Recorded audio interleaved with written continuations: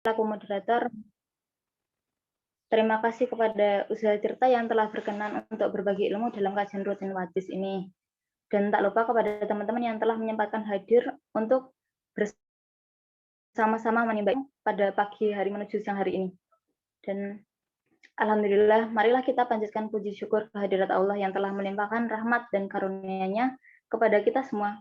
Tak lupa salawat serta salam mari kita curahkan kepada Nabi besar Muhammad SAW, sehingga kita dapat bertemu secara daring dalam kajian rutin Wadis di pekan ketiga ini dengan tema mengoptimalkan kontribusi dan potensi untuk Ramadan yang berkah.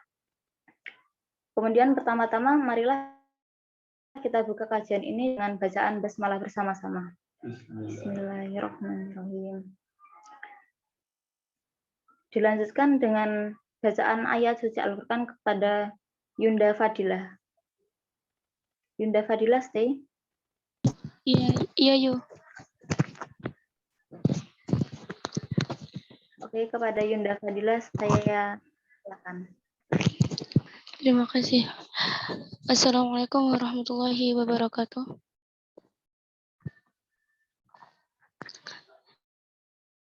Bismillahirrahmanirrahim.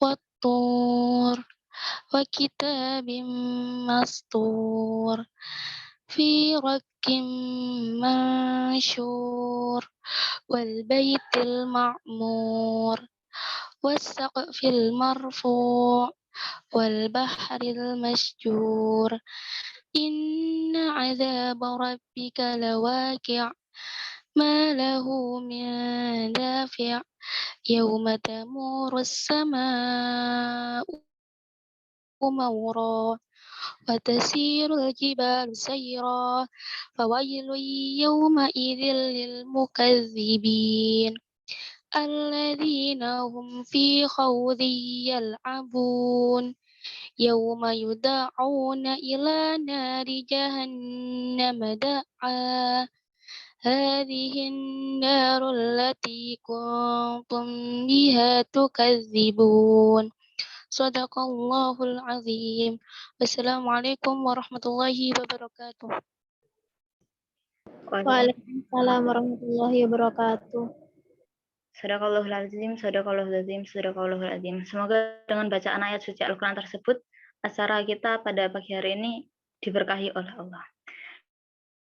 Kemudian akan saya bacakan CV dari Usaha Tirta sendiri. Oke, beliau ini adalah penulis buku Hafidhoh, Jejak-jejak aktivis para pejuang mimpi cahaya Quran, Lentera Kehidupan. Kemudian beliau juga Direktur Yayasan Pendidikan Tirta Foundation, pimpinan Pondok Tahfidzul Quran Nur Hidayah, CEO Ruang Karya Bersama, owner toko buku Aisyah, Ketua Forum Pemuda Nganjuk, founder klinik hipnoterapi terapi bahagia, the most inspiring social activist Gajah Mada Award, juara 1 mahasiswa berprestasi UGM tahun 2019, peraih penghargaan pemuda berprestasi internasional, juara 1 pemuda pelopor bidang pendidikan Jawa Timur 2019, runner up Young Speaker Contest Thailand, Duta Anak Nasional tahun 2015, juara 1 Musabaqah Tilawatil Quran UGM, Duta Museum Jawa Timur 2015, dan Duta Anti Nafsa UGM tahun 2016. Masya Allah, dari CV-nya saja sudah bisa kita lihat bahwa beliau ini, ya Masya Allah sekali. Kemudian,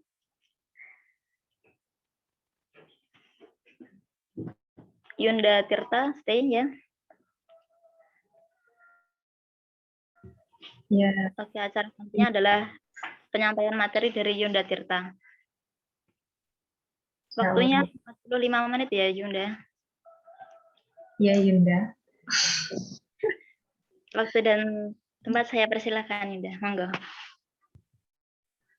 Bismillahirrahmanirrahim. Assalamualaikum warahmatullahi wabarakatuh. Waalaikumsalam Waalaikumsalam warahmatullahi wabarakatuh. Betul. Alhamdulillah Alhamdulillahirabbil alamin wassalatu wassalamu ala asrofil anbiya'i wal mursalin wa ala alihi wa sahbihi ajmain amma ba'du. Rabbi shrahli sadri wa yassirli amri wahlul 'uqdatam min lisani yafqahu qawli. Alhamdulillahirabbil alamin.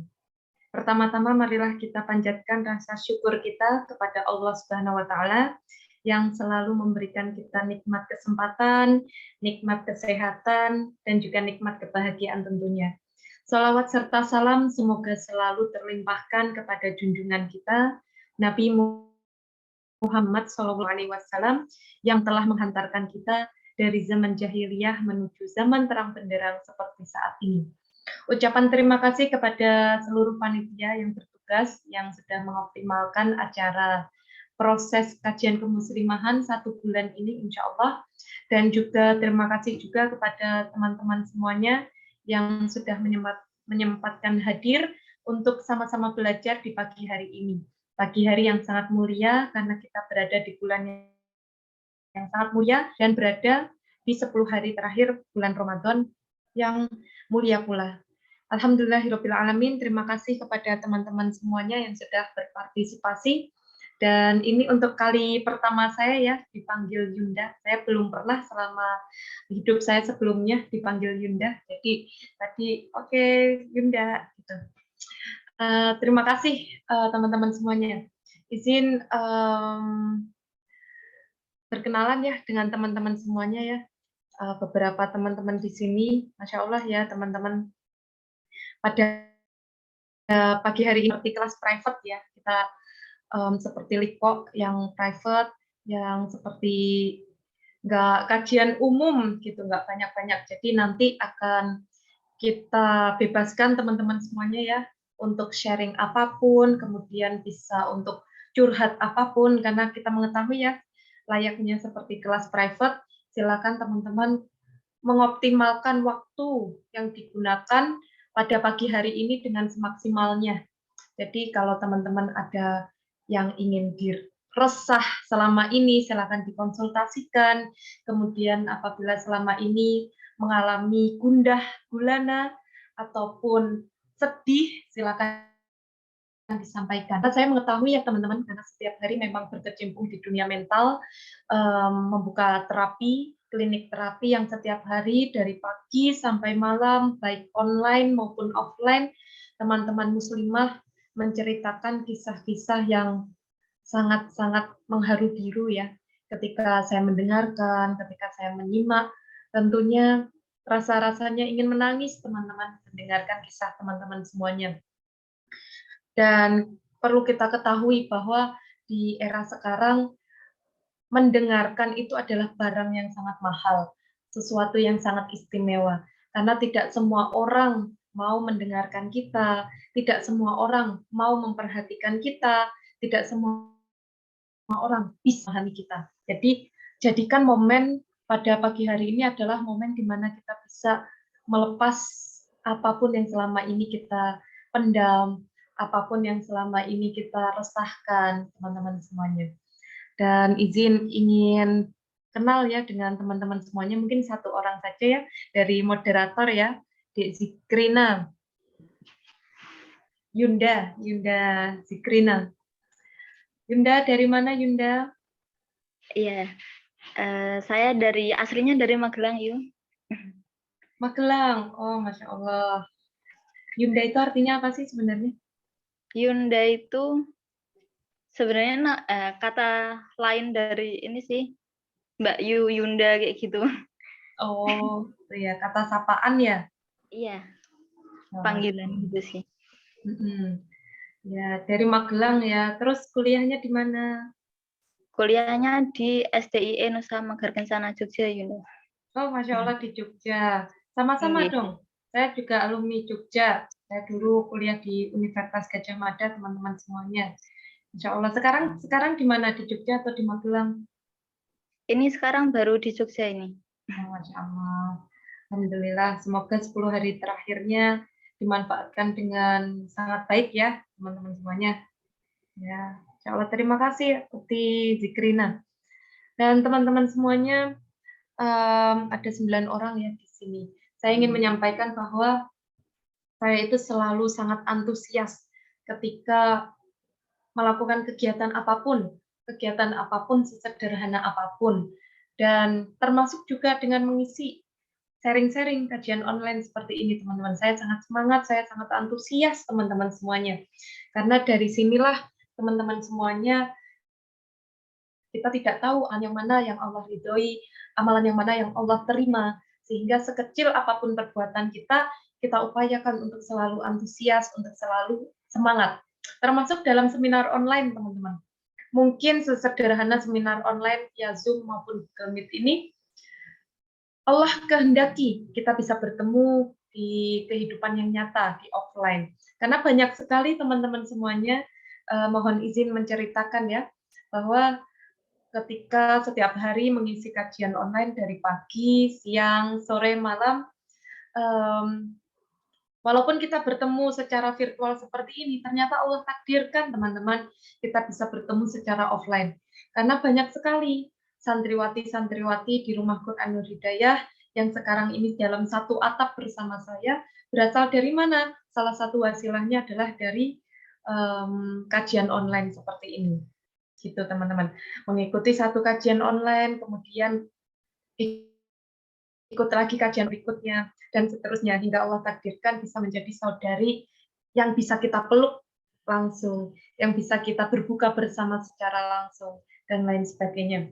Jadi, mari kita niatkan pada pagi hari ini adalah mencari ridhonya Allah. Semoga Allah ridho terhadap apa yang kita lakukan. Semoga Allah pertemukan kita di dunia. Kalau Allah tidak pertemukan kita di dunia, semoga Allah pertemukan kita di surganya. Amin, amin, ya Rabbal Alamin. Itu ya teman-teman, salam kenal. Kita sudah dihubungkan hati kita oleh Allah melalui kajian virtual. Jadi jangan sampai kita terpisahkan atau bahkan kita memisahkan diri. Hati-hati yang sudah dipertemukan Allah jangan sampai dipisahkan oleh manusia. Nah, izin menyampaikan materi ya teman-teman ya. Bagi yang bisa on cam silakan, bagi yang belum bisa ya nggak apa-apa semuanya.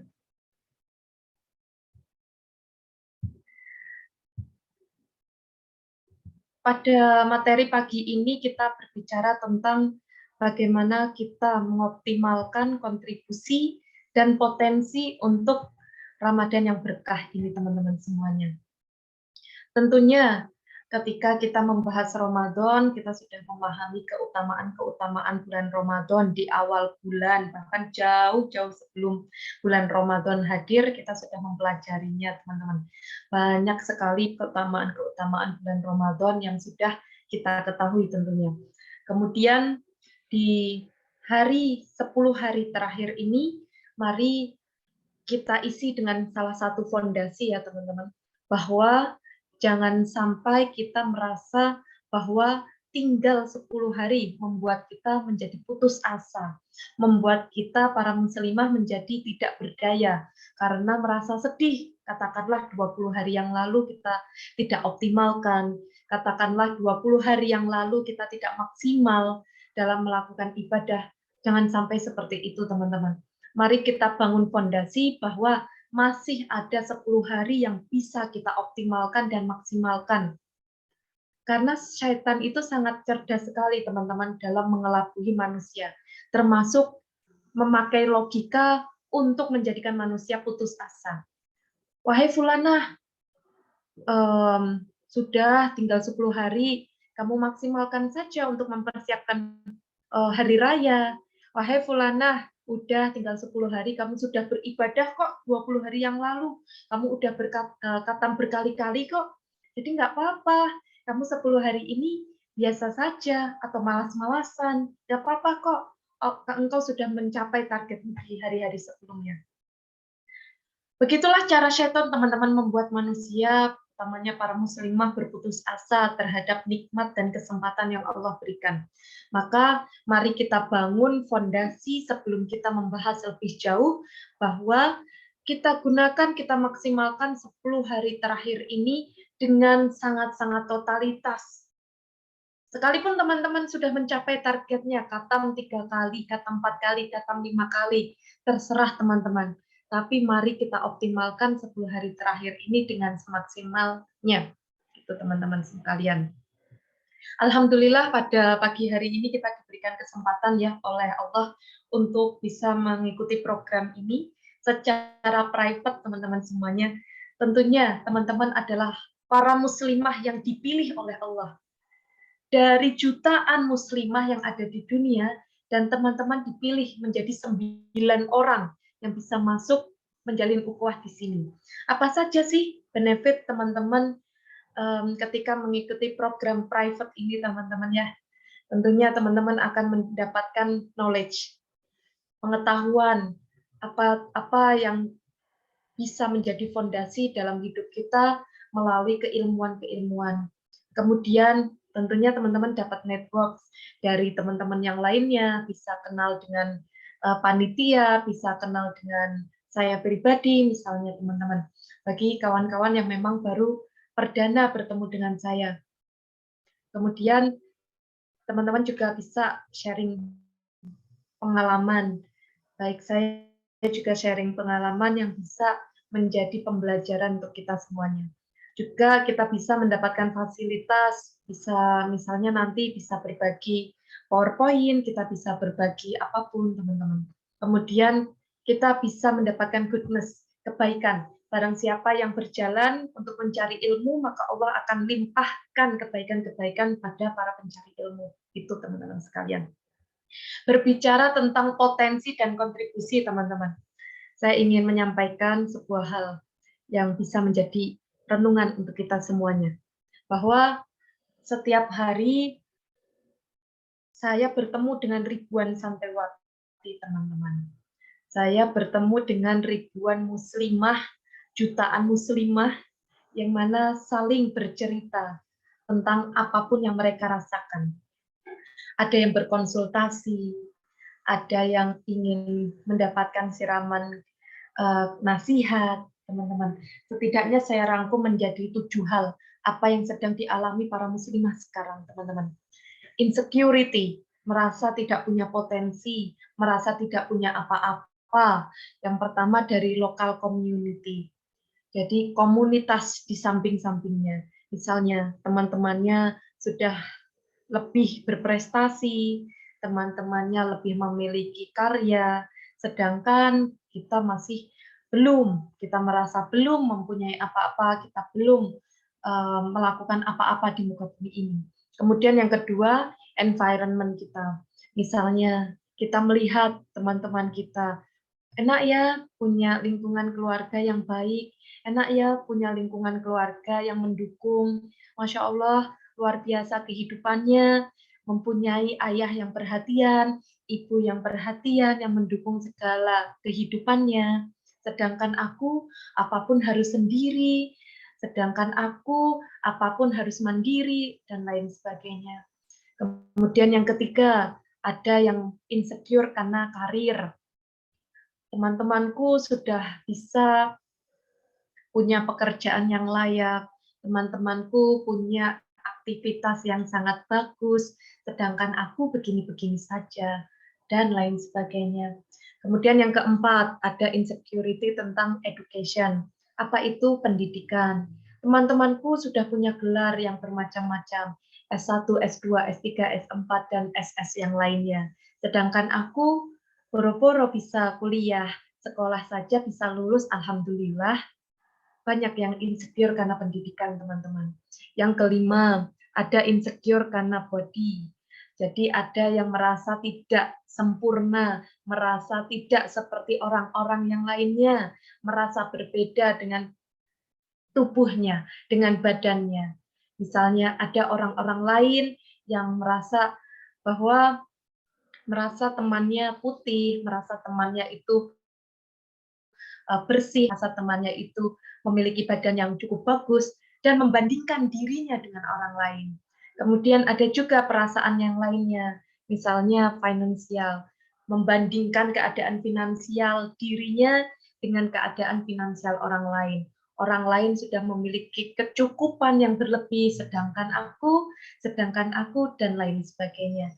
Kemudian yang terakhir, membandingkan kehidupan cinta muslimah yang lainnya dengan kehidupan cinta dirinya. Tidak hanya berkaitan dengan cinta pasangan, teman-teman. Bisa saja dengan orang tuanya, dengan kakak adiknya, dengan sahabatnya, mengalami kecemburuan dengan orang lain. Banyak sekali kita menemui teman-teman kita merasakan hal ini, atau bahkan kita pernah atau sedang mengalami salah satu dari 7 hal ini.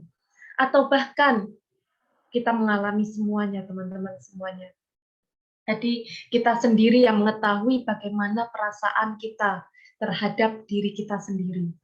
Kemudian apa yang membuat kita bisa merasakan hal-hal tersebut? Insekuritas, merasa minder dengan orang lain, setidaknya ada 2 hal, teman-teman. Ada yang berbasis karena internal, ada yang berbasis karena eksternal. Internal, terkadang kita menjadi pelaku atas rasa minder yang kita alami. Eksternal, terkadang kita menjadi korban atas rasa minder yang kita alami. Contohnya, kita menjadi pelaku karena kita merasakan bahwa kita sering panik dengan kehidupan kita dibandingkan orang lain. Kita sering merasa gelisah terhadap kehidupan yang telah Allah anugerahkan kepada diri kita. Kita juga pernah menjadi pelaku karena kita membandingkan diri kita dengan orang lain dan membuat kita merasa rendah, dan rendah. Dan orang lain semakin bersinar sedangkan kita semakin redup. Kita terkadang menjadi pelaku atas apa rasa yang kita alami. Tapi kita juga sering juga menjadi korban. Misalnya orang-orang yang membuat kita tertekan, orang-orang yang membuat kita merasa tidak punya kebebasan dalam memilih, orang-orang yang mempunyai standar dalam kehidupan. Kemudian orang-orang yang sering membandingkan diri kita dengan orang lain. Lihat tuh tetangga punya ini, punya itu. Lihat tuh teman kita punya ini, punya itu, dan lain sebagainya.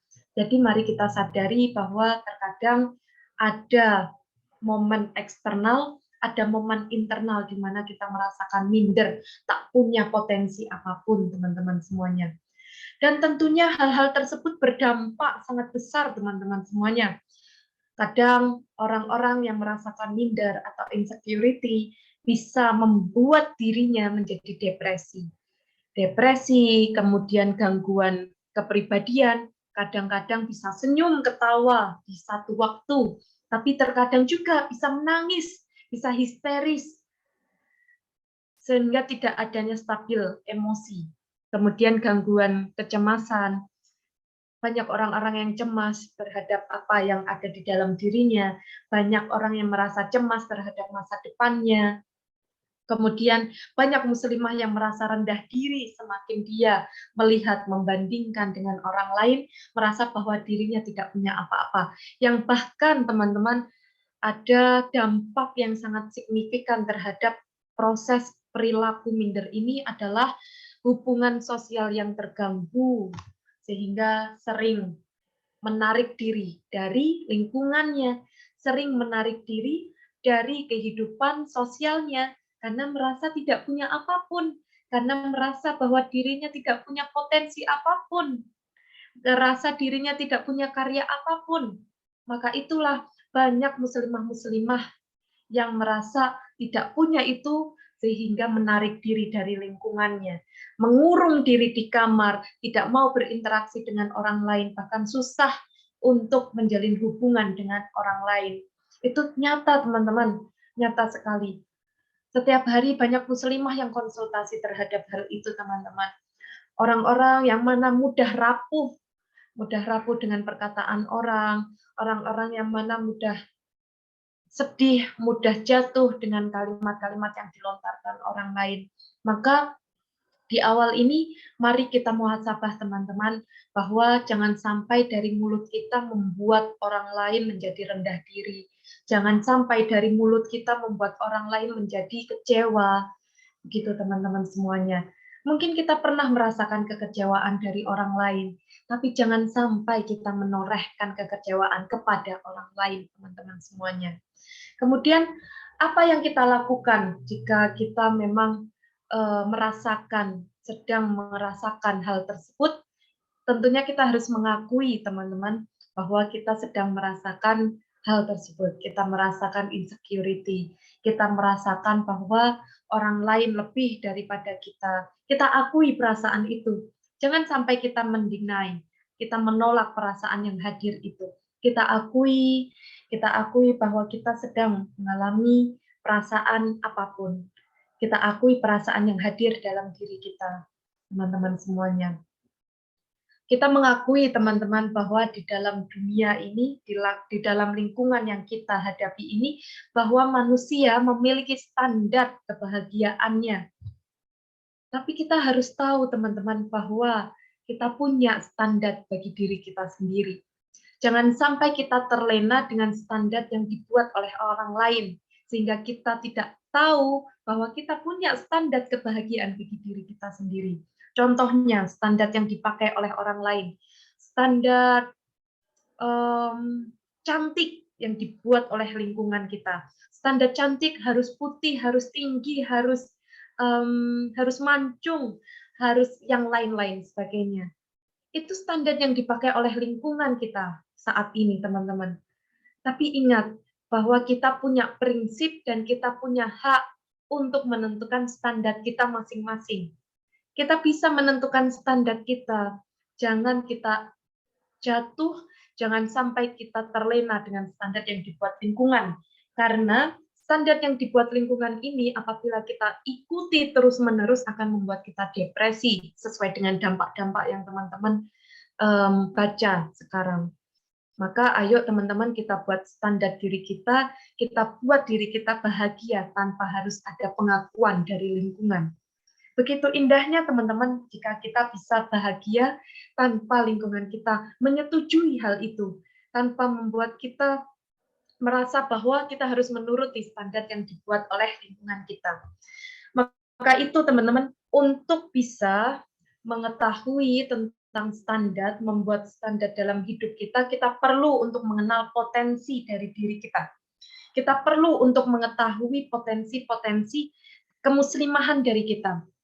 Sebelumnya kita untuk motivasi teman-teman bahwa semua manusia yang ada di muka bumi ini, laki-laki dan perempuan semuanya sama di mata Allah. Yang membedakan antara satu orang dengan orang lain adalah derajat ketakwaannya. Hal ini sesuai dengan Quran surah Al-Hujurat ayat 13 yang mana disampaikan, wahai manusia, sungguh kami telah menciptakan kamu dari seorang laki-laki dan seorang perempuan. Kemudian kami jadikan kamu berbangsa-bangsa dan bersuku-suku, agar kamu saling mengenal. Sesungguhnya yang paling mulia di antara kamu di sisi Allah ialah orang yang paling bertakwa. Sungguh Allah Maha Mengetahui, Maha Teliti. Sehingga kita perlu teman-teman untuk menyadari bahwa tidak ada yang membedakan manusia lain dengan kita dengan muslimah yang lainnya, kecuali dengan derajat ketakwaan kita. Apakah Allah melihat muka kita? Tidak, teman-teman. Apakah Allah melihat tentang tubuh kita? Tidak, teman-teman. Apakah Allah melihat kekayaan atau harta kita? Tidak, teman-teman. Yang Allah lihat adalah bagaimana kita bisa menghadirkan diri secara utuh dan penuh untuk menjadi manusia yang bertakwa.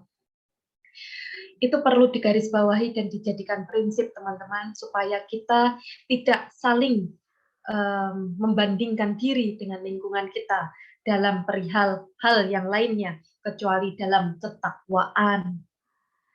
Kemudian ada sebuah kisah banyak sekali teman-teman, bahwa di dalam kisah-kisah kemuslimahan yang menjadikan motivasi untuk kita. Ada kisah dari Maryam, ada kisah dari Khadijah, ada kisah dari Aisyah, kemudian kisah dari Fatimah, dan kisah-kisah para perempuan-perempuan luar biasa di luar sana, teman-teman. Yang patut kita jadikan motivasi bahwa perempuan-perempuan tersebut sudah dijamin surganya. 4 perempuan yang dijamin surganya, teman-teman. Jadi kalau kita ingin berlomba-lomba dalam kebaikan, kita perlu menjadikan role model. Kita punya role model yang menjadi teladan kita. Siapa itu? Ya 4 perempuan, teman-teman, yang sudah dijamin surganya. Kalau saya selalu menyampaikan kepada para santriwati saya bahwa kita boleh kok merasa insecure. Kita boleh kok merasa insecure kepada orang. Siapa itu? Orang-orang yang solih, orang-orang yang sudah dijamin tempat di surganya, orang-orang yang sudah dijamin akhiratnya. Karena mereka sudah melalui kemenangan yang nyata. Mereka mendapatkan kemenangan yang nyata, yaitu surganya Allah, dan mereka bisa bertemu dengan Allah, teman-teman. Jadi, ayo kita mulai sekarang punya role model, kita punya teladan orang-orang yang sudah dijamin surganya oleh Allah Subhanahu wa taala. Seperti contohnya Maryam. Maryam ini adalah perempuan yang sangat mulia, teman-teman. Bunda Maryam memiliki kesabaran yang sangat luar biasa.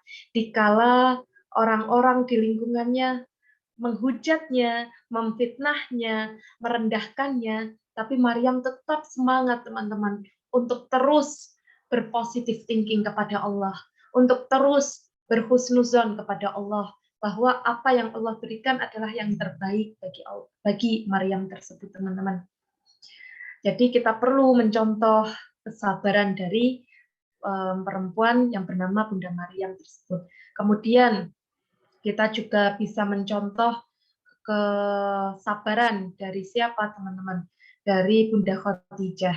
Bunda Khadijah adalah perempuan yang luar biasa, perempuan yang merupakan pengusaha sukses, merupakan perempuan yang menjaga kesucian dirinya, yang mana beliau memberikan seluruh jiwa dan raganya untuk dakwah Islam, mendukung suaminya untuk bisa mendakwahkan Islam, membesarkan agama Allah di muka bumi ini.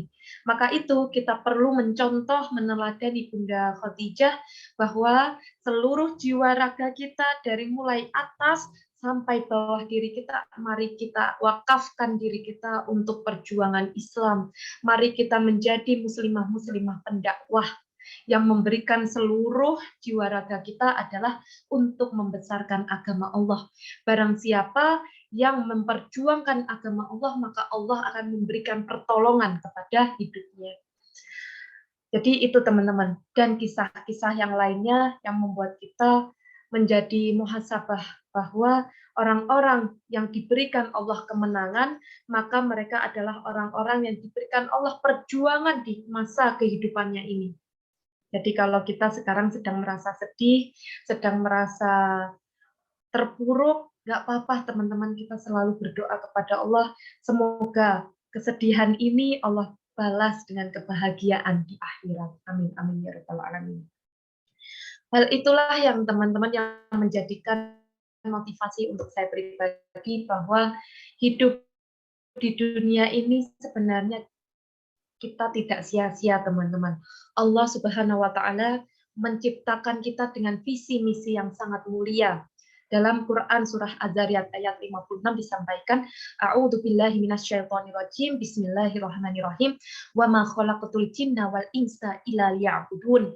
Dan tidaklah aku ciptakan jin dan manusia kecuali untuk beribadah kepadaku. Itu adalah visi kita di dunia ini, teman-teman. Allah memiliki tujuan mengapa kita diciptakan, mengapa kita dilahirkan, untuk apa? Untuk menghamba, untuk menjadi sebaik-baiknya manusia. Untuk apa? Untuk beribadah kepada Allah. Maka ayo, teman-teman, semua waktu kita 24 jam jadikan untuk beribadah kepada Allah Subhanahu wa taala. Semua waktu yang Allah anugerahkan dalam diri kita, mari kita buat karya, mari kita maksimalkan dengan totalitas, mari kita temukan potensi kita dengan sebaik-baiknya. Nah, inilah yang menginspirasi teman-teman, menginspirasi saya pribadi, bahwa waktu di dunia ini sebentar, namun sebentarnya ini yang menentukan nanti kita di akhirat akan kemana. Itulah yang perlu kita jadikan fondasi dalam hidup kita. Ya Allah, saya tidak tahu deadline hidup saya sampai kapan. Ya Allah, saya tidak tahu kapan berakhirnya muka bumi ini, hingga Engkau takdirkan kami kembali kepada Engkau, Engkau ya Allah. Teman-teman sekalian, saya pernah hidup di rumah sakit dalam waktu yang cukup lama, dalam waktu yang cukup panjang. Dan dari sanalah ternyata Allah memberikan sebuah pembelajaran dari kisah-kisah yang saya ketahui di hidup di rumah sakit itu, bahwa saya melihat bahwa ada orang-orang yang setiap hari, teman-teman, setiap hari itu menangis, menjerit, histeris karena apa? Ditinggal meninggal oleh orang tuanya, ditinggal meninggal oleh anaknya, ditinggal meninggal oleh saudaranya atau pasangannya. Begitu teman-teman semuanya. Saya melihat teman-teman orang-orang yang menangis setiap hari. Gitu teman-teman. Kemudian juga ada yang meninggal di pagi hari, siang hari, sore hari, malam hari. Dan proses selama saya hidup di rumah sakit itulah yang menjadi pembelajaran bahwa ya Allah, ternyata hidup di dunia ini kita tidak tahu waktunya kapan selesainya. Ada loh yang meninggal itu tidak menunggu usia. Ada balita, ada anak kecil, ada remaja, ada ibu-ibu, ada nenek-nenek.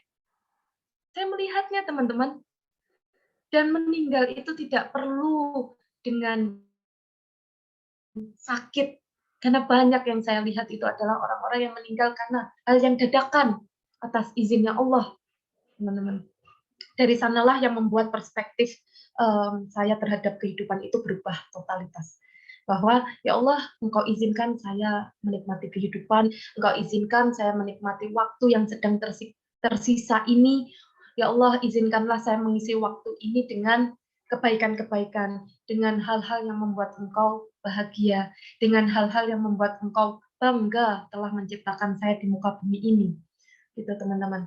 Hal itulah yang memotivasi saya teman-teman. Setiap detik dalam hidup saya nggak mau sia-sia teman-teman. Setiap waktu yang Allah anugerahkan dalam hidup saya nggak mau sia-sia teman-teman. Termasuk dalam kehidupan apapun, dalam kehidupan pendidikan. Mari kita berikan yang terbaik, bukan untuk guru kita, tapi untuk Allah. Dalam kehidupan kekeluargaan kita, kita bukan memberikan yang terbaik untuk orang-orang, tapi untuk Allah, teman-teman sekalian. Ketika Allah ridho, maka seluruh makhluknya akan dihadirkan dalam hidup kita untuk mendukung kita, teman-teman semuanya. Itulah teman-teman semuanya yang membuat saya berusaha untuk terus menggali potensi dalam hidup saya di ranah pendidikan. Saya selalu berusaha untuk memberikan yang terbaik untuk Allah, sehingga atas izin Allah teman-teman, melalui pertolongan Allah, melalui segala kehendak-kehendak Allah, maka saya diberikan kesempatan untuk menjadi mahasiswa berprestasi UGM, yang tentunya melalui proses yang panjang teman-teman. Setelah itu saya fokus untuk mendirikan yayasan pondok pesantren yang sekarang sudah ada 1040 santriwati yang tersebar di seluruh penjuru dunia, teman-teman, karena tidak hanya di Indonesia, tapi juga beberapa negara di belahan bumi yang lainnya, teman-teman semuanya. Kemudian kita juga punya pondok tahfidz secara offline di Kabupaten Nganjuk, yang mana semuanya beasiswa penuh 100%. Jadi bagi teman-teman muslimah di sini yang ingin untuk mondok, yang ingin untuk belajar, silakan bisa untuk mondok di Kabupaten Nganjuk, Jawa Timur. Kita akan berikan yang terbaik. Allah yang akan memfasilitasi segala keperluan-keperluan teman-teman semuanya. Begitu teman-teman semuanya, lakukanlah apa yang Allah sukai, apa yang Allah perintahkan dengan totalitas. Ada waktu yang tersisa ini, ayo kita maksimalkan. Kita berbakti kepada orang tua. Kita bisa teman-teman melakukan karya di luar sana. Tapi ingat, ada surga di rumah kita. Ada surga yang perlu kita jaga. Ada perempuan yang harus kita taati, kita bakti kepada beliau-beliaunya, yaitu ibu kita. Jadi, ayo di momen ini, di bulan Ramadan ini, kita manjakan ibu kita buat ibu kita bahagia, karena ridhonya orang tua adalah ridhonya Allah, teman-teman semuanya. Gitu, teman-teman. Kemudian, kira-kira ya, mengetahui potensi diri ini penting nggak sih, teman-teman? Dek Zikrina, kira-kira mengetahui potensi diri itu penting nggak?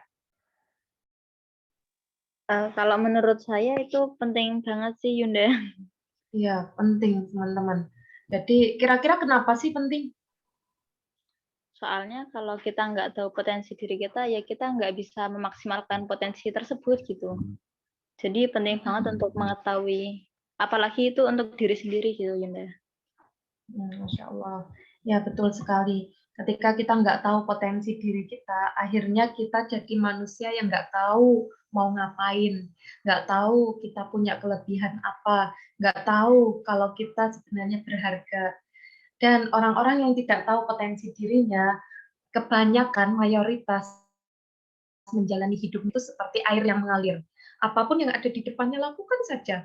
Apapun yang ada di depannya ya udah ikuti aja. Tapi ingat, air yang mengalir nggak selalu di tempat-tempat yang baik. Air yang mengalir kadang juga ada di tempat yang buruk, ada yang di tempat yang kotor. Nah, itulah hakikat filosofi air yang mana kita perlu menjaga aliran air ini berada di dalam jalur yang baik. Dengan cara apa? Kita mengetahui potensi diri kita supaya kita bisa menyadari bahwa kita adalah muslimah-muslimah yang berharga.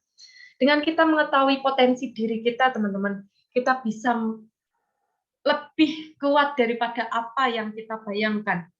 Kita bisa menjadi lebih bisa daripada apa yang kita pikir itu tidak mungkin.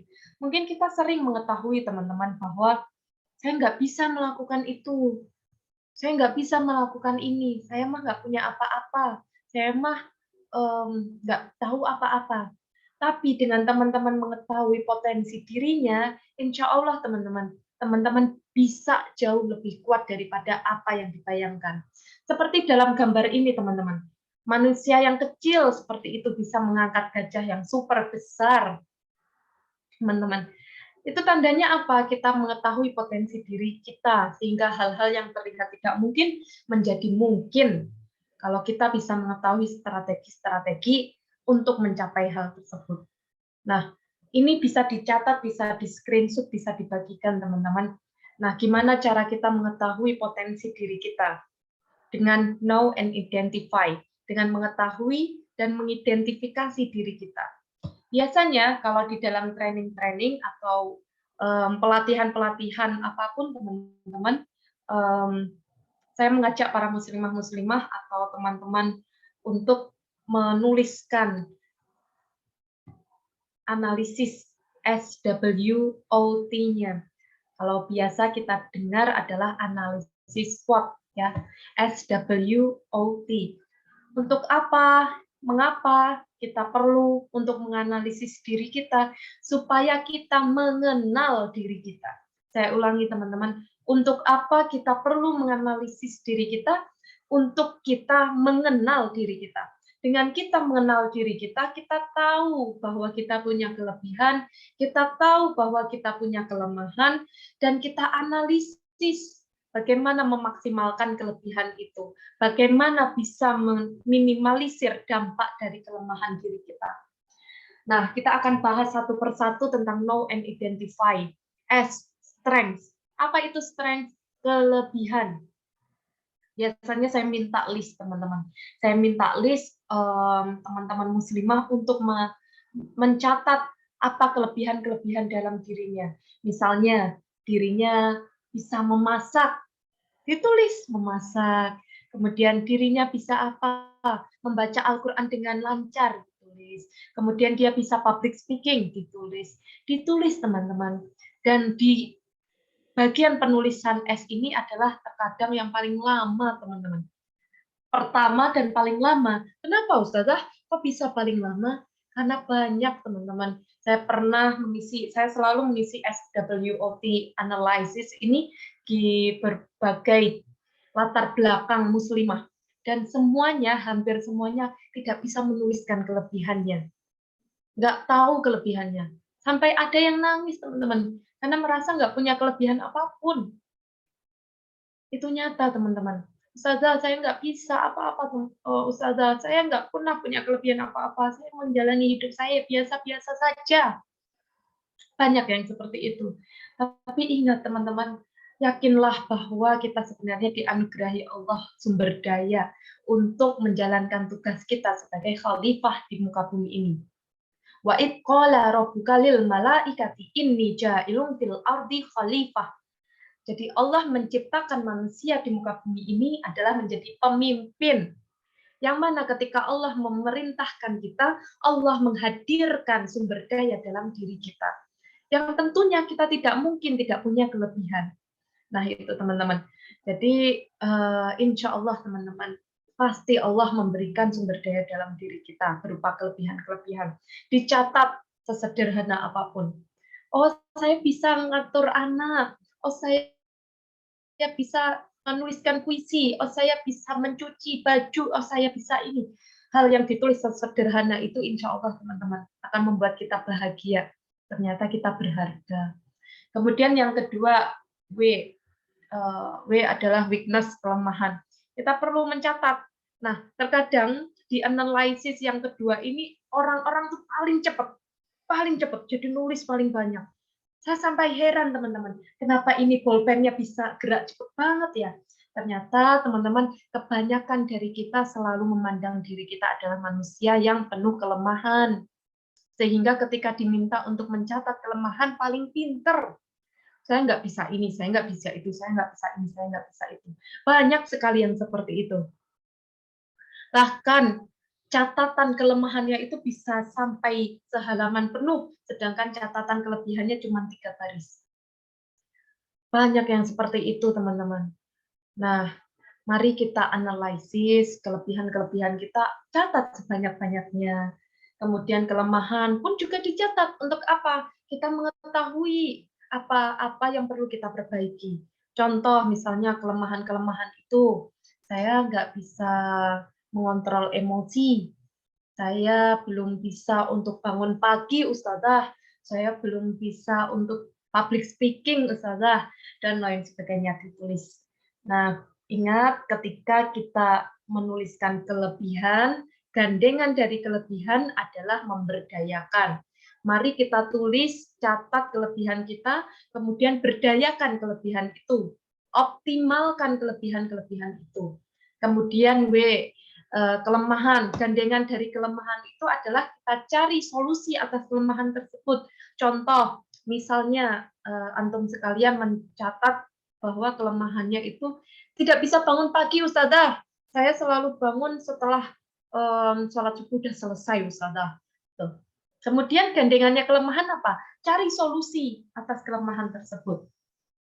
Dicari solusinya. Apa solusinya? Misalnya memakai alarm berkali-kali, alarm yang tertinggi, kemudian bisa minta tolong orang tua atau saudara untuk membangunkan dengan kencang sampai bisa bangun. Begitu teman-teman. Jadi gandengan dari kelemahan itu adalah solusinya, apa yang bisa diperbuat. Lagi contohnya banyak orang-orang yang mencatat kelemahan itu nggak bisa public speaking. Nah, solusinya apa? Ya belajar membaca buku public speaking, kemudian ya menyimak kajian-kajian tentang public speaking, ikut pelatihan-pelatihan public speaking dan lain sebagainya. Kemudian opportunities. Apa sih peluang-peluang dalam kehidupan kita? Apa sih yang hadir dalam hidup kita? Jadi kita apa yang bisa kelebihan-kelebihan di lingkungan kita yang bisa membantu kita untuk menjadi muslimah yang berdaya. Contoh, kita bisa kuliah itu termasuk opportunity loh dalam kehidupan kita. Kita punya link Zoom untuk kajian-kajian itu opportunity dalam diri kita. Kemudian kita punya grup WhatsApp yang saling memotivasi. Itu juga opportunity dalam diri kita. Kita punya ustazah, kita punya guru-guru yang selalu mendampingi kita, yang mengajak kita dalam kebaikan. Itu merupakan opportunity. Hal-hal yang patut kita syukuri. Dan dengan opportunity itu apa teman-teman? Maksimalkan. Jadi maksimalkan, misalnya teman-teman punya WhatsApp, para muslimah-muslimah yang menyebarkan kajian-kajian. Maksimalkan di sana grup WhatsApp-nya untuk menjalin jejaring dengan orang-orang. Teman-teman punya ustazah yang selalu mengajak dalam kebaikan, mengirim pesan setiap hari untuk mengajak ikut kajian. Maksimalkan, dekati ustazah tersebut, dekati gurunda-gurunda kita untuk bisa mencapai ilmu, mencari ilmu dari gurunda-gurunda kita. Kemudian T, threats. Apa itu ancaman-ancaman dalam hidup kita? Apapun yang membuat kita merasa terancam sehingga kita tidak bisa berdaya maksimal. Contohnya apa, Ustazah? Ancaman dalam hidup kita, contoh teman-teman, adalah lingkungan yang tidak mendukung. Ya, itu merupakan ancaman. Misalnya teman-temannya adalah teman-teman yang mengajak dalam keburukan, Ustazah, saya diajak males-malesan. Nah, itu salah satu ancaman. Nah, bagaimana gandengannya ancaman ini? Gandengannya ancaman ini adalah kita memutuskan, teman-teman. Memutuskan apa, Ustazah? Kita memutuskan sebuah pilihan. Apakah kita masih tetap bertahan di dalam lingkungan tersebut, ancaman tersebut, ataukah kita pergi untuk mencari lingkungan yang baik, dan lain sebagainya. Jadi ini nanti dianalisis, teman-teman. Bisa nanti pakai kertas HVS, bisa nanti teman-teman tulis di buku. Dan SWOT ini sangat cepat ya, teman-teman. Kadang minggu depan udah berubah, kadang bulan depan udah berubah. Karena setelah kita catat, kita analisis, dan kita ikuti himbauan yang seperti saya sampaikan tadi. Kelebihan diberdayakan, kelemahan dicari solusinya, opportunity dimaksimalkan, tantangan kita putuskan. Itu, teman-teman. Nah, kemudian bagaimana tips produktif bagi muslimah di bulan Ramadan ini, teman-teman sekalian? Izin menyampaikan sebelum itu, 10 hari terakhir ini kita maksimalkan ya, teman-teman. Kalau bisa agenda-agenda di malam hari ini, di malam hari 10 hari ini digunakan untuk hal-hal yang baik. Kiranya hal-hal yang tidak membawa kepada kebaikan ditinggalkan saja. Karena sayang sekali, teman-teman, kita di malam yang tersisa ini kita tidak memaksimalkannya. Nah, tips produktif bagi muslimah untuk di bulan Ramadan ini, yang pertama dengan ilmu. Nah, kalau kita mau melakukan suatu amal ibadah, kita nggak bisa, teman-teman, kalau tanpa ilmu. Akhirnya kita asal-asalan. Padahal syarat diterimanya amalan itu apa? Yang pertama sesuai dengan apa yang dicontohkan Nabi Muhammad, dan yang kedua adalah ikhlas lillahi ta'ala, teman-teman semuanya. Ikhlas lillahi ta'ala dan sesuai dengan ilmunya yang dicontohkan oleh Nabi Muhammad. Jadi kalau kita mau beribadah harus ada dua hal itu, ikhlas dan sesuai tuntunan Nabi Muhammad. Nah, gimana cara kita mempelajari ikhlas? Bagaimana cara kita mempelajari keseharian Nabi Muhammad? Ya dengan belajar, dengan mencari ilmu. Gak apa-apa, teman-teman, kita berlelah-lelah. Gak apa-apa, teman-teman, kita bercapek-capek ria. Misalnya di hari Ahad, teman-teman yang lainnya pada milih untuk tidur, selepas sholat subuh tidur sajalah enak. Tapi enggak untuk kita, untuk muslimah-muslimah di sini. Hari Ahadnya digunakan untuk apa? Belajar. Masya Allah kan? Jadi kita adalah muslimah-muslimah yang dipilih oleh Allah. Dan jangan sampai kita merasa bahwa kita ini biasa-biasa saja. Kita dipilih oleh Allah untuk menyebarkan agamanya, untuk membesarkan agama Islam di muka bumi ini. Dengan cara apa? Belajar, dengan ilmu. Nah, ada kalimat-kalimat dari Imam Syafi'i, imam yang sangat terkemuka, dan mazhabnya dipakai mayoritas di Indonesia. Yang pertama, jika kamu tidak tahan terhadap penatnya belajar, maka kamu siap-siaplah menanggung bahayanya kebodohan. Ilmu itu seperti air. Jika ia tidak bergerak, maka ia akan menjadi keruh lalu membusuk. Jadi ketika teman-teman belajar, mencari ilmu, sampaikanlah walaupun hanya satu ayat. Sampaikanlah kepada orang-orang melalui profesinya teman-teman, apapun itu. Teman-teman konten kreator, buat konten untuk mendakwahkan Islam. Buat konten untuk menyebarkan nilai-nilai kebaikan. Buat konten untuk mengajak orang-orang dalam beribadah kepada Allah. Kuntum khaira ummatin ukhrijat linnasi ta'muruna bil ma'ruf wa tanhauna 'anil munkar wa tu'minuna billah. Kita adalah umat yang terbaik yang dipilih oleh Allah untuk manusia. Untuk apa? mengajak pada kebaikan dan mencegah dari keburukan, serta mengajak manusia untuk beribadah kepada Allah Subhanahu wa taala. Itu tugas kita, teman-teman. Amar ma'ruf, nahi munkar, ya. Itu teman-teman semuanya. Jadi kalau teman-teman ada ilmu, ayo dibagikan kepada orang-orang. Ayo kita share kepada kakak adik kita, teman-teman kita. Kemudian motivasi yang berikutnya, siapa yang menghendaki kehidupan dunia, maka harus disertai dengan ilmu. Dan siapa yang menghendaki kehidupan akhirat, juga harus dengan ilmu. Jadi, kalau kita pengen bahagia, dengan apa? Dengan ilmu. Karena ilmu kebahagiaan itu ada. Kebahagiaan dunia ada ilmunya, ilmu kebahagiaan di akhirat juga ada ilmunya. Jadi kita harus belajar, teman-teman. Gimana sih Ustazah biar caranya bahagia tuh ada ilmunya, teman-teman. Kita harus belajar, teman-teman. Nah, ada satu hal, teman-teman, lalu saya sampaikan kepada santriwati offline di Kabupaten Nganjuk, karena ini juga private ya, saya beritahu sebuah rahasia, teman-teman. Sebuah rahasia yang saya sampaikan khusus sebenarnya kepada santriwati Rumah Quran Nur Hidayah yang di Kabupaten Nganjuk. Gimana sih hidup itu tanpa masalah? Gimana sih hidup itu selalu bahagia terus? Hidup tuh kayaknya nggak punya musuh. Hidup ini kayaknya nggak punya kesedihan sama sekali. Gitu. Nah, tipsnya adalah, catat baik-baik teman-teman ya.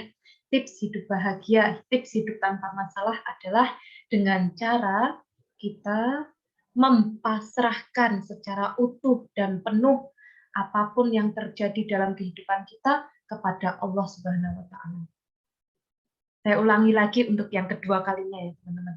Bagaimana tipsnya hidup bahagia? Tipsnya adalah mempasrahkan seluruhnya secara utuh dan penuh kehidupan kita kepada Allah Subhanahu wa taala. Kalau misalnya kita sekolah kiranya kok berat sekali beban pendidikannya, kita pasrahkan semuanya kepada Allah. Kita minta Allah yang mengatur segala halnya. Kita minta Allah untuk memudahkan segala halnya. Itu teman-teman. Kalau misalnya kita punya masalah, teman-teman, kita punya masalah, kita dizolimi orang, sampaikan kepada Allah, kita pasrahkan semuanya kepada Allah. Itu teman-teman. Setidaknya itu rahasia yang bisa saya bongkar di sesi pagi hari ini ya teman-teman. Tentang mempasrahkan, tentang mencari bahagia melalui pasrah kepada Allah. Ustazah, gimana sih caranya pasrah, Ustazah? Gimana sih caranya kita ikhlas? Nah, nanti kalau kita diberi waktu dan usia, silakan nanti kita secara personal ya teman-teman sharing-sharingnya bagaimana tentang hidup dengan kepasrahan yang utuh dan penuh kepada Allah Subhanahu wa taala. Itu teman-teman. Jadi kebahagiaan dunia ada ilmunya, kebahagiaan akhirat juga ada ilmunya. Siapa yang mau bahagia dunia dan akhirat? Tentunya dengan cara berilmu. Kemudian tips produktif di bulan Ramadan, ada punya target ya teman-teman, punya target sholat sunnahnya. Jadi 10 hari terakhir ini ayo sholat sunnahnya kita maksimalkan, rawatibnya, kemudian duhanya, kemudian tahajudnya, sholat hajatnya, sholat taubatnya, sholat tasbihnya, sholat istighorohnya, semuanya dicoba secara kuantitasnya diperbanyak. Kemudian secara kualitasnya diperbaiki. Kemudian yang kedua, target khatam Al-Quran. Misalnya teman-teman mau khatam Al-Quran 5 kali, ayo teman-teman semangat, berlelah-lelah nggak apa-apa. Insya Allah setiap ayat suci yang kita lantunkan, maka akan dilipat gandakan kebaikannya. Kemudian yang ketiga, di Lailatul Qadar ini, jangan sampai kita berpikir bahwa Lailatul Qadar ini hanya di bulan-bulan di tanggal-tanggal ganjil saja ya teman-teman. Memang hadisnya itu di hari-hari yang ganjil, malam yang ganjil. Tapi untuk perbedaan ada yang ganjilnya itu beda-beda kan setiap orang. Bisa saja malam ini kayaknya nggak ganjil, bagi orang lain malam ini ganjil gitu teman-teman. Bisa saja seperti itu. Jadi kita nggak tahu Lailatul Qadar itu kapan. Yang kita bisa lakukan adalah memaksimalkan setiap 10 hari terakhir ini dengan maksimalnya. Nah, salah satunya adalah dengan sedekah, teman-teman. Ayo kita sedekah apapun, sedekah tenaga, sedekah waktu, dan sedekah finansial, sebanyak-banyaknya, totalitas di jalannya Allah. Kita belajar gitu, teman-teman. Kalau di Rumah Quran Nur Hidayah ini, saya memakai tips ya kepada para santriwati offline di Kabupaten Nganjuk bahwa ayo kita belajar mengkosongkan dompet kita. Mengkosongkan dompet kita. Awal-awal para santriwati ya terkejut, teman-teman. Ya Allah, Ustazah, gimana caranya ngosongin dompet, Ustazah? Ya tinggal dikosongin. Kasih apapun yang ada di dompet itu finansial ya kepada orang-orang lain. Siapa, Ustazah? Siapapun, mau orang tua, mau saudara-saudari, ada anak yatim, ada penghafal Quran, belajar teman-teman untuk mempersembahkan hidup kita itu totalitas sepenuhnya untuk Allah Subhanahu wa taala, termasuk dalam perihal sedekah. Kemudian buat jadwal 24 jam beribadah ini mau diisi apa saja, dibuat jadwalnya. Jangan sampai kita terlena dengan tidur kita. Jangan sampai kita terlena dengan kata-kata istirahat dululah sebentar gitu. Tapi sebentarnya ternyata lama. Nah, 24 jam beribadah, ayo kita niatkan beribadah semaksimalnya. Guru saya pernah berpesan, teman-teman, bahwa ibarat bulan Ramadan ini seperti kita berada membuka pintu, kemudian di pintu itu terdapat banyak mutiara. Yang mana kita punya hak untuk mengambil mutiara itu sebanyak-banyaknya selama 24 jam 30 hari. Ya, teman-teman. Tentunya kita akan memaksimalkan kesempatan untuk bisa mengambil mutiara itu dengan sebanyak-banyaknya. Bahkan rasa-rasanya untuk tidur pun sayang. Kita bisa terus mengambil mutiara tersebut. Sama di bulan Ramadan ini Allah memberikan ampunan, Allah memberikan pahala-pahala yang berlipat ganda untuk kita. Kemudian kembali kepada kita, apakah kita mau memaksimalkan bulan Ramadan ini atau sebaliknya. Nah, untuk tidur pun sayang, teman-teman. Nah, tapi kan kita sebagai manusia tentu butuh untuk istirahat, untuk tidur. Lalu kita perlu juga punya strategi, gimana ya biar walaupun saya tidur, saya tetap dapat pahala. Gimana caranya, teman-teman?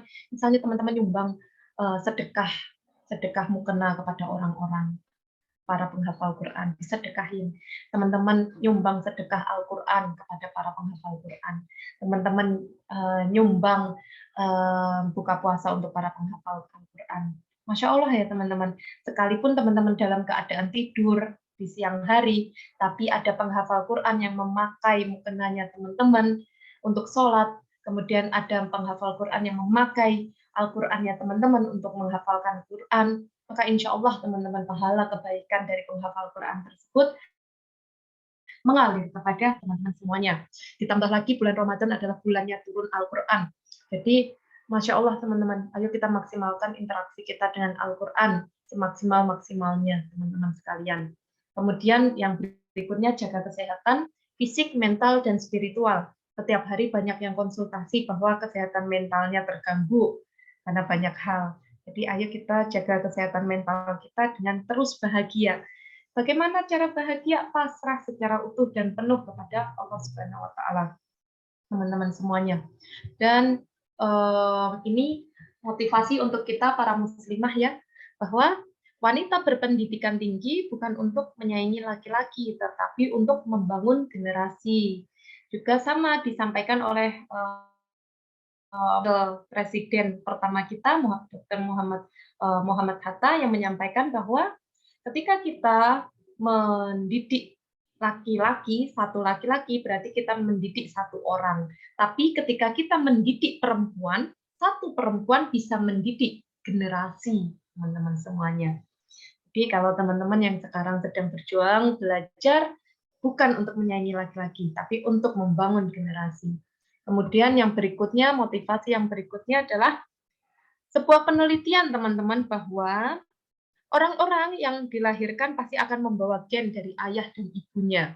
Dan ketika kamu membicarakan tentang kecerdasan anak, maka kebanyakan itu berasal dari gen seorang ibu. Dan di sini kita para muslimah-muslimah, kita pengen melahirkan generasi-generasi seperti katakanlah Muhammad Al-Fatih, Salahuddin Al-Ayyubi, dan para pejuang-pejuang Islam. Maka dari itu, kita dari ibunya harus meningkatkan spiritualitas kita, meningkatkan intelektualitas kita, menstabilkan emosional kita, dan lain sebagainya.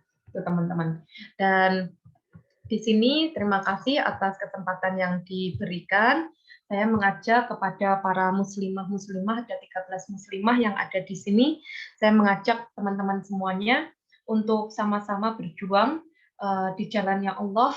Saya mengajak teman-teman di sini kita sama-sama menjadi orang tua asuh untuk para penghafal Al-Quran. Karena di sini kita sama-sama membina penghafal Quran dengan beasiswa penuh 100%. Kita juga membina adik-adik yatim piatu duafa. Semuanya kita bina teman-teman, dan mari kita menjadi orang tua asuh bagi para penghafal Al-Quran, para hafidz-hafidzoh ini, dan insya Allah segala sholat yang mereka kerjakan, segala bacaan yang mereka lantunkan, semua kebaikannya untuk teman-teman yang memfasilitasi. Barang siapa yang memfasilitasi kebaikan, maka dia akan mendapatkan kebaikan sesuai dengan kebaikan yang dilakukan oleh orang yang difasilitasi tersebut. Saya akhiri, semoga bermanfaat. Ihdinas siratal mustaqim. Wassalamualaikum warahmatullahi wabarakatuh. Waalaikumsalam warahmatullahi wabarakatuh. Masya Allah. Terima kasih Yunda atas ilmu yang sudah dibagikan. Kemudian masuk ke sesi selanjutnya adalah sesi tanya jawab. Untuk teman-teman yang ingin bertanya bisa raise hand atau langsung speak up aja ya teman-teman.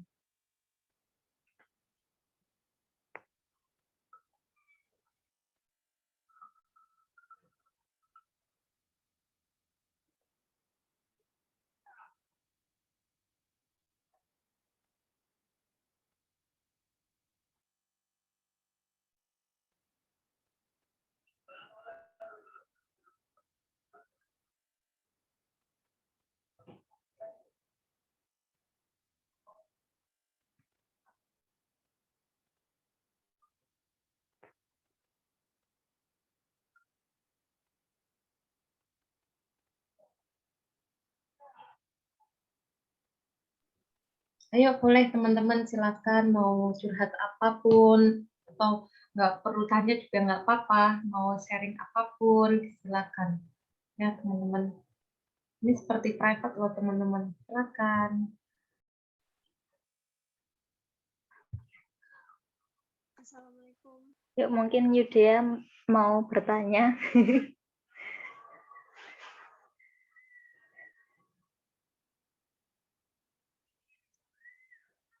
Apakah suara saya terdengar?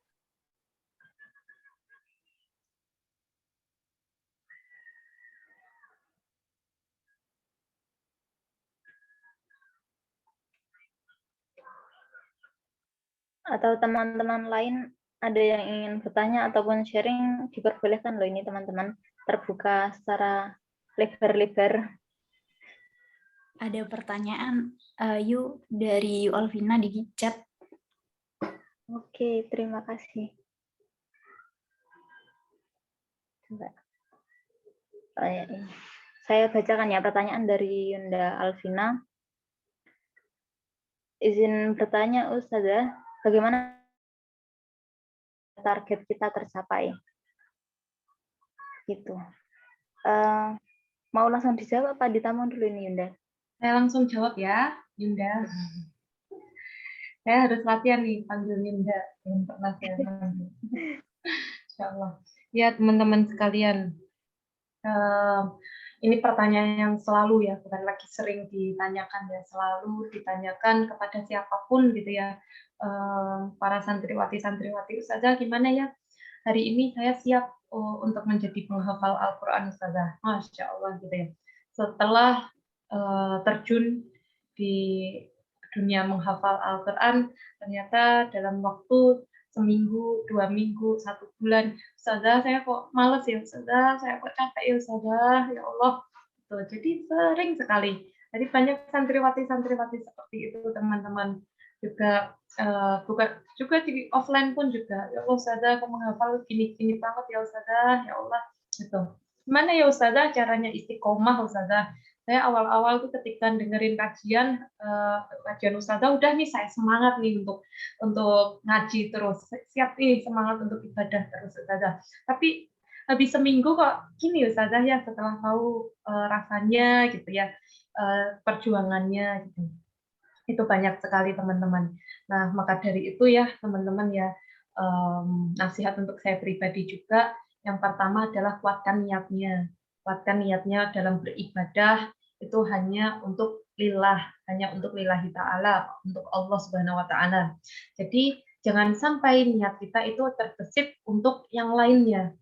Pesan dari guru saya, teman-teman, bahwa apa yang membuat orang-orang itu terkadang merasa jenuh, terkadang merasa bosan dalam melakukan sesuatu, karena ternyata orang-orang itu meniatkan apapun yang sedang dilakukannya itu adalah untuk Tuhan yang lain.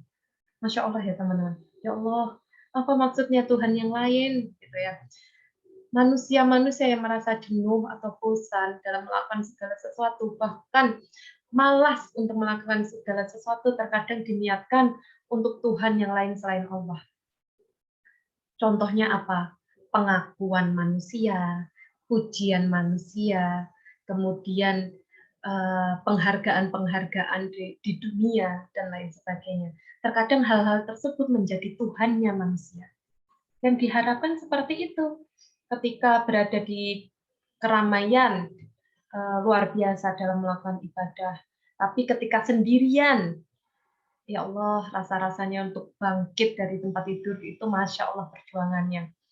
Jadi itu teman-teman, pesan dari guru saya menjadi muhasabah untuk saya terus ya kita jadikan prinsip bahwa ayo kita jadikan niat kita benar-benar tulus dan lillah hanya untuk Allah. Bagaimana cara kita niatnya tulus untuk Allah? Ya kita pelajari tentang sifat-sifat Allah, kita bahas tentang Allah, kita sedikit demi sedikit ketemu teman-temannya bahas tentang Allah. Kita sedikit-sedikit melakukan apapun minta tolong sama Allah. Contoh sesederhana kita belajar, teman-teman. Belajar sebelumnya kita minta kepada Allah, ya Allah, mudahkanlah hamba dalam belajar.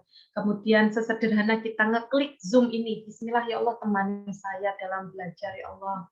Kemudian sesederhana kita masak ya, ya Allah temani saya masak ya Allah. Semoga masakannya bisa membuat bahagia orang-orang yang sedang berbuka. Ya Allah, misalnya kita sedang naik motor, ya Allah temani saya di perjalanan ini ya Allah. Jadi sedikit-sedikit secara personal kita selalu berbicara dengan Allah, merasa ditemani oleh Allah. Kemudian gimana lagi? Kita sedikit-sedikit berbicara tentang Allah dengan teman-teman kita. Jadi teman yang terbaik itu adalah teman yang mengingatkan kita kepada Allah, teman-teman. Kalau kita udah ketemu dengan teman-teman itu, genggam erat teman-teman kita itu, peluk erat teman-teman. Ya Allah, dikit-dikit ketemu sama dia, diajak untuk ibadah, dikit-dikit diajak untuk ngaji, dikit-dikit diajak untuk ngaji, genggam erat teman-teman. Genggam erat, karena nggak semua orang dihadirkan orang-orang seperti itu. Ya, kalau kita ada teman-temannya, wahai Fulana, aku ajak ikut kajian yuk. Ya Allah, itu nikmat yang terkadang dilupakan oleh para muslimah, yaitu punya sahabat yang mengajak dalam kebaikan. Jadi itu ya, pertama adalah niatkan semuanya tulus lillahi ta'ala karena Allah. Apapun yang diniatkan karena Allah, maka akan terus berlangsung, continue. Tapi ketika sesuatu itu diniatkan kecuali untuk Allah, sebentar-sebentar udah malas, sebentar-sebentar udah enggak. Contoh misalnya Tuhannya adalah pengharapan kepada manusia. Ketika manusia udah memujinya, udah mengagung-agungkan, dia merasa udah mendapatkan pencapaian yang luar biasa. Akhirnya apa? Selesailah sudah. Ini muhasabah untuk saya pribadi ya teman-teman, kita semuanya. Ya Allah, apakah selama ini, ya Allah, na'udzubillah min dzalik, ya Allah, apapun yang kita lakukan, semoga kita berharap kepada Tuhan kita, yaitu Allah, bukan Tuhan yang lainnya. Ya. Maka ini pesan dari guru saya ya teman-teman. Pencapaian tertinggi bagi seorang manusia itu apa? Pencapaian tertinggi bagi seorang manusia adalah menjadi hamba. Ya. Kalau kita masih mikir pencapaian saya pengen jadi ini, pengen jadi itu, nggak apa-apa teman-teman. Tapi itu nggak pencapaian tertinggi. Pencapaian tertinggi manusia itu adalah menjadi hamba. Kita benar-benar nggak menjadi hambanya Allah atau Tuhan yang lainnya. Ya. Tuh. Kemudian yang kedua, teman-teman, bagaimana caranya istiqomah? Istiqomah yang kedua itu adalah dengan mempelajari kisah-kisah pendahulu-pendahulu kita, orang-orang solih-solihah yang dulu-dulu. Contoh misalnya, apakah di rumah kita sudah ada sirah nabawiyah, kisah-kisah Nabi Muhammad? Saya sering teman-teman berkunjung ke rumah-rumah teman-teman, atau bahkan di kajian-kajian private maupun kajian secara umum ya, muslimah-muslimah, apa kabar di rumah? Apakah sudah ada sirah? Apakah sudah ada buku-buku yang membahas tentang Nabi Muhammad? Dan banyak dari kita yang menjawab belum ada Ustazah. Ya Allah, terus selama ini Allah hadiahkan rezeki-rezeki ini untuk apa gitu teman-teman? Ya, kita baca teman-teman buku sirah. Gimana kita bisa mencintai Rasulullah kalau kita tidak tahu kisah-kisah beliau? Ya, itu teman-teman. Pelajari kisah-kisah Rasulullah, perjuangan Rasulullah, gimana cara bisa sabar itu, bisa mendapatkan gelar Al-Amin, bagaimana Rasulullah bisa menjadi pemimpin yang hebat. Jadi ketika misalnya para solihah-solihah ya, muslimah ini bertanya ya, kan saya sering mengisi tentang leadership ya, tentang kepemimpinan. Semua pusat leadership yang saya lakukan ya teman-teman, semuanya itu berpedoman dari Al-Quran dan juga dari kisah-kisah Nabi Muhammad, teman-teman semuanya. Jadi kalau apapun tanya gitu, Ustazah gimana Ustazah dalam satu waktu bisa memimpin banyak organisasi. Saya memimpin selain pondok pesantren, saya memimpin juga yayasan, saya memimpin juga di pemerintahan juga teman-teman, dan lain sebagainya, komunitas-komunitas. Gimana Ustazah? Belajar teman-teman, semuanya dari Al-Quran, karena Al-Quran langsung dari Allah. Kemudian kita belajar dari sirah langsung dari Rasulullah. Ya, jadi biar apapun yang kita lakukan di muka bumi ini itu benar-benar itu ada pedomannya, nggak asal-asalan. Kita mimpin ya mimpin aja. Bahkan saya mempelajari teman-teman bagaimana cara perangnya Rasulullah, strategi perangnya Rasulullah. Saya aplikasikan di organisasi-organisasi. Gimana ya caranya? Oh, penempatan tim. Bagaimana ya Rasulullah menempatkan tim-timnya? Kan orang ini dijadikan pemanah. Kenapa orang ini dijadikan pemegang kuda? Kenapa orang ini dijadikan pembawa makanan? Mengapa orang ini dijadikan perawat? Rasulullah sudah memikirkan hal-hal itu, teman-teman. Yang akhirnya diaplikasikan dalam organisasi-organisasi kepemimpinan. Kamu jadi bagian terdepan, kamu di belakang layar, kamu di depan layar. Kamu jalan-jalan di lapangan, kamu di dalam kantor. Itu ada strateginya. Gimana belajarnya? Dari Al-Quran, kemudian dari kisah-kisah Rasulullah, dan juga orang-orang solih. Ketika kita berbicara tentang kisah-kisah orang-orang yang solih dan solihah, rasa-rasanya itu malu, teman-teman. Perasaan yang saya alami ketika membaca kisah-kisah orang-orang solih dan solihah, pertama tentu saya terharu. Yang kedua itu saya merasa malu. Ya Allah, orang-orang solih dan solihah zaman dulu mengorbankan seluruh jiwa raganya, bahkan nyawanya untuk Islam. Sedangkan saya baru yang segini aja udah merasa bangga. Sedangkan saya yang baru segini aja saya sudah merasa capek. Malu, teman-teman. Jadi kenapa di Pondok Tahfidz Nur Hidayah ini banyak sekali kitab-kitab yang membahas tentang sahabat, karena untuk membuat kita malu. Malu, baru gini aja udah merasa bangga.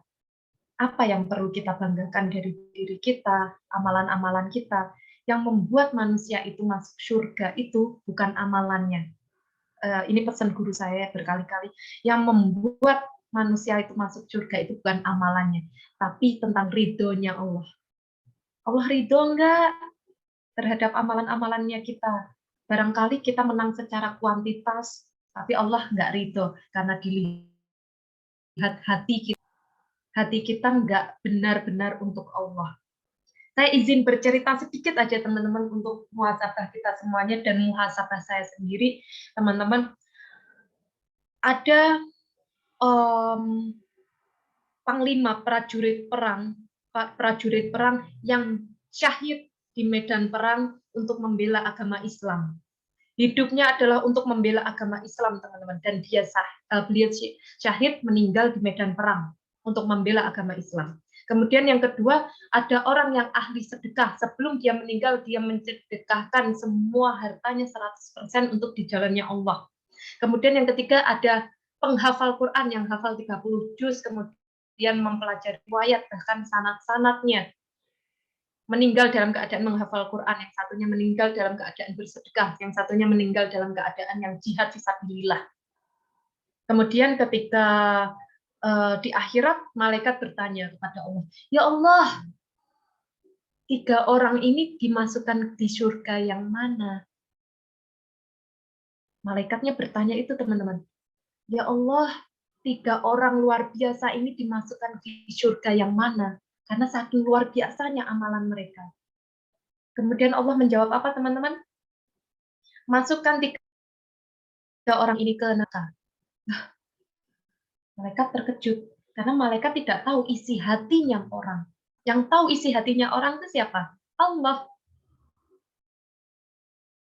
Ya Allah, kenapa 3 orang ini dimasukkan ke neraka? Ya Allah, dia jihad fisabilillah, mati dalam keadaan perang membela agamamu. Dia mati dalam keadaan sedang bersedekah. Dia mati dalam keadaan menghafalkan Al-Quran. Kenapa kok masuk neraka? Engkau tidak mengetahui isi manusia, dan hanya akulah yang mengetahui isi hati manusia. Orang yang berjihad perang, meninggal dalam keadaan perang tersebut, dia ingin dikenal sebagai panglima perang yang memperjuangkan Islam. Dan dia bukan berperang karena aku, dia berperang karena ingin dikenal orang. Orang yang bersedekah, meninggal dalam keadaan bersedekah 100% kepada Allah. Dia bukan karena aku, dia bersedekah karena ingin dianggap ahli sedekah. Dan hafid atau hafidhah, penghafal Quran yang meninggal dalam keadaan menghafalkan Al-Quran itu, dia bukan menghafalkan Al-Quran karena aku, bukan karena Allah. Dia ingin dikenal sebagai hafidhah, dia ingin dikenal sebagai hafid, sebagai penghafal Quran yang luar biasa. Masukkan mereka ke neraka. Apakah surga dan neraka itu tergantung amalan? Tidak. Surga dan neraka itu tergantung ridhonya Allah. Makanya di dalam Quran surah Al-Fajr disampaikan, kembalilah kepadaku dalam keadaan ridho dan kuridhoi. Ada dua yang perlu kita garis bawahi. Kembali kepada Allah dalam keadaan ridho dan diridhoi Allah. Enggak semua orang mau kembali kepada Allah dalam keadaan ridho. Karena mereka masih enggak mau meninggalkan dunia yang selama ini dicarinya. Selama ini mencari harta, selama ini mencari kedudukan, selama ini mencari jabatan. Berat ketika diminta Allah untuk meninggalkan dunia dalam keadaan status meninggal dunia. Maka gimana caranya kita ridho, teman-teman muslimah? Cara kita ridho kembali kepada Allah adalah dengan meninggalkan dunia sebelum meninggal dunia. Ya, saya ulang ya, bagaimana cara kita ridho ketika dipanggil Allah adalah meninggalkan dunia, meninggal dunia. Kita tinggalkan. Kita nggak apa-apa sederhana dalam perkara gaya hidup, tapi jangan pernah sederhana dalam perkara beribadah kepada Allah. Ya, saya ulang ya, kita nggak apa-apa sederhana dalam gaya hidup, gamis. Ustazah, saya gamis cuma 5, ya Allah nggak apa-apa. Ustazah, saya kerudung cuma 2, ya Allah nggak apa-apa. Ya Allah, Ustazah, saya rumah cuma kecil, nggak apa-apa. Allah nggak melihat itu. Kita nggak apa-apa sederhana dalam gaya hidup, tapi kita nggak boleh sederhana dalam perkara ibadah. dalam menata hati. Sedekah, yuk, totalitas, lahir dan batin. Saya ulangi ya, beribadah itu lahir dan batin, bukan lahirnya. Karena banyak orang-orang secara lahir, secara kuantitas, Masya Allah. Tapi sesuai dengan cerita tersebut, batinnya tidak beribadah. Kita sudah berkali-kali mengangkat tangan, Allahu Akbar. Lahir kita, Allahu Akbar. Tapi batin kita, pikiran kita jalan-jalan. Maka kalau kita ada kesempatan lagi, lain waktu ya, kita akan belajar tentang bagaimana menemukan khusyuk dalam beribadah, teman-teman sekalian. Saya menyampaikan materi-materi tersebut sebagai pengingat saya, ya teman-teman semuanya. Ya menemukan khusyuk, menemukan rasa dalam ibadah, teman-teman. Nah, kemudian ridho meninggalkan dunia sebelum meninggal dunia, dan juga minta ridho supaya Allah ridho dalam setiap aktivitas kita. Kita nge-zoom pun kita berdoa, ya Allah, moga-moga Engkau ridho, ya Allah, saya duduk, saya menyimak dengan baik penjelasan Ustazah, ya Allah, semoga dengan ridhonya Engkau saya nge-zoom ini, Engkau berkahi hidup saya, Engkau izinkan saya menemui Engkau di surga-Mu, ya Allah. Karena kita tidak tahu amalan yang mana oleh Allah. Maka sekecil apapun kebaikan jangan diremehkan. Sekecil apapun kebaikan jangan diremehkan. Sesederhana nge-zoom, teman-teman. Kemudian yang kedua sudah ya membaca, mempelajari, memahami kisah-kisah orang-orang solih-solihah. Dan yang ketiga adalah tips istiqomah adalah dengan berada di tengah-tengah orang-orang yang solih dan solihah. Wah, ini penting sekali, teman-teman. Seberapa banyak orang-orang yang ketika ikut kajian bersama teman-teman solihah-solihahnya, kemudian ikut mabit malam bina iman dan takwa, termotivasi semangatnya untuk beribadah. Tapi hanya dalam waktu beberapa hari. Kemudian setelah sendirian, kok jadi futur lagi, ya futur lagi ini. Nah, makanya penting teman-teman, ayo kita punya teman-teman dalam kebaikan. Saya mengajak teman-teman semuanya bergabung di komunitas-komunitas muslimah. Teman-teman juga bisa bergabung di Rumah Quran Nur Hidayah, baik menjadi orang tua asuh maupun menjadi santriwati. Insya Allah mereka orang-orang yang solih dan solihah ini adalah orang-orang yang Allah titipkan nama mereka untuk mengajak kita. Rasanya sedih, teman-teman, kalau dalam hidup kita nggak ada yang ngajak kajian. Rasanya sedih dalam hidup kita nggak ada yang ngajak sedekah. Ya Allah, itu bukannya kesedihan yang paling sedih ya, teman-teman. Ketika nggak ada yang ngajak kita, Fulanah, Uti, ayo kita bersedekah yuk. Uti, ayo kita ngaji yuk. Rasanya itu kesedihan yang paling totalitas ya. Kok HP kayaknya isinya nggak ada ajakan kayak gitu. Ya, jadi 14 orang ini dipilih oleh Allah, ayo menjadi orang-orang yang mengingatkan dan cari orang-orang yang mau mengingatkan kita. Susah banget cari orang-orang kayak gitu. Yang mau mengingatkan kita, ayo sholat yuk, ayo khataman yuk, ayo ikut kajian yuk. Ya Allah, orang-orang yang sudah ketemu orang-orang seperti itu, Masya Allah, berarti Allah memilih kita gitu. Kalau kita ketemu sama orang-orang seperti itu. Kalau belum ketemu, ya memang sedih, teman-teman. Tapi ayo, setelah ini kita cari. Ustazah, bimbing saya ya Ustazah, dalam kebaikan Ustazah. Hidup saya sudah sangat menderita Ustazah. Hidup saya nggak ada teman-teman yang mengajak saya. Hidup saya selalu diajak untuk orang-orang yang malas Ustazah. Saya nggak pernah diajak kajian, saya nggak pernah diajak sedekah Ustazah. Ajak saya sedekah ya Ustazah. Ribuan para donatur teman-teman, donatur orang tua asuh ya teman-teman, ngechat saya teman-teman, Ustazah, izinkan saya diajak terus ya untuk sedekah. Nggak ada yang mau ngajak saya sedekah, Ustazah. Saya ajak terus teman-teman, ayo sedekah terus. Tuh, bahkan ya teman-teman, saya nggak, ini jangan pernah membanding-bandingkan orang satu dengan orang yang lainnya. Kelihatannya saja ya, kalau di penampilan luar misalnya ya, penampilan luar kayak mahasiswi yang kebingungan makan gitu ya. Tapi ternyata teman-teman, dia punya hasrat untuk bersedekah, ya. Tapi memang nggak ada uangnya sama sekali. Dia sampaikan pada saya, Ustazah, pengen menjadi orang tua asuh, Ustazah. Saya pengen menjadi donatur rumah Quran, Ustazah. Tapi saya nggak ada uangnya, Ustazah. Ya Allah, yang ngasih uang itu siapa? Yang ngasih uang itu Allah. Jadi mintanya ke Allah. Ya, minta ke Allah. Beneran, teman-teman. Dari awal punya niatan menjadi orang tua asuh, menjadi donatur rumah Quran, sama Allah dikasih rezeki-rezeki. Padahal sebelumnya nggak ada tuh namanya dikasih rezeki nomplok-nomplok seperti itu. Minimal punya niatnya dulu. Jadi para orang-orang baik, dermawan-dermawan yang saya ketahui dalam kehidupan saya ya teman-teman, berawal dari niatnya dulu. Saya pengen Ustazah, saya siap Ustazah, tapi saya nggak ada apa-apa ya Ustazah. Nggak apa-apa, udah punya niatnya tuh. Besoknya teman-teman, bahkan ada yang kemarin orang tua asuh itu, Ustazah saya pengen menjadi asuh, tapi bulan depan ya Ustazah, soalnya saya punya banyak utang bulan ini yang harus dilunasi.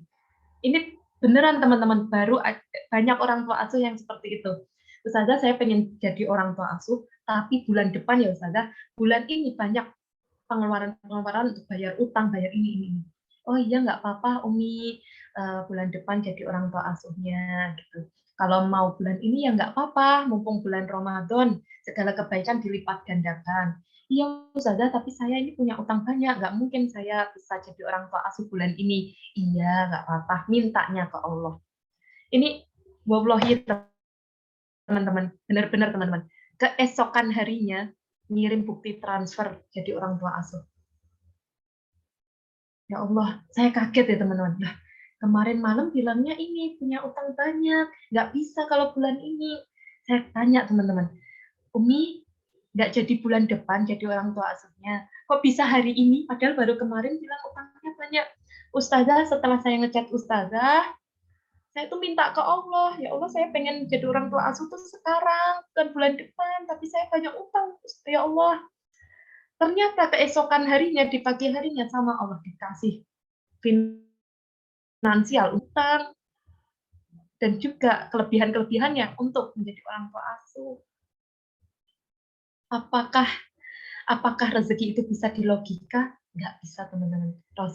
Rezeki itu adalah tentang kehendaknya Allah. Ya teman-teman semuanya. Jadi saya harap ya kita berdoa 14 orang di sini adalah orang-orang yang berjuang di jalannya Allah. Orang-orang yang punya niatan untuk menjadi orang baik. Allah akan pasti.